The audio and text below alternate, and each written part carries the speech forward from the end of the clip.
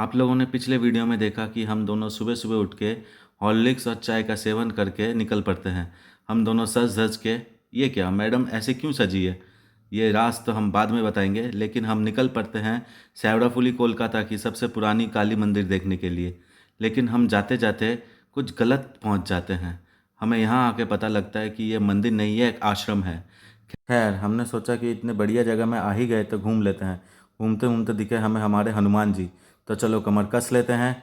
वो कहते हैं ना, जहाँ चाह है वहाँ राह है। हमें यह सबसे पुरानी मंदिर मिल ही गई, सेवड़ाफुली काली मंदिर। कोलकाता में पुराने मंदिरों में से ये भी एक मंदिर है। इस मंदिर की एक मान्यता है कि ये जो आपको मंदिर दिख रहा है, वहाँ उसके ठीक सामने गंगा जी का घाट है, जहाँ श्रद्धालु स्नान करके फिर मंदिर में जाते हैं। तो देर ना करते हुए हमने भी गंगा मैया के आशीर्वाद लिया और मंदिर पहुंच गए। यहाँ माता के दर्शन करने के बाद हम निकल गए नाना के घर। ये मेरे नाना है, इन्हीं का एग्जीबिशन है। शाम को सब तैयार होकर पहुंच गए एग्जीबिशन में। एग्जीबिशन में पहुंचते ही हैंड आर्ट को देख के मैं एकदम स्तब्ध रह गया। इतनी बारीकी से काम किया हुआ है हर चीज़ में, इसे देखते ही मेरी आंखें तो इसी में जमी रह गई। हमें दिखा अर्जुन का रथ, महाभारत वाला, इतनी बारीकी से इसमें नक्शा किया हुआ है। फिर हमें दिखा राधा कृष्ण की ये नक्काशी।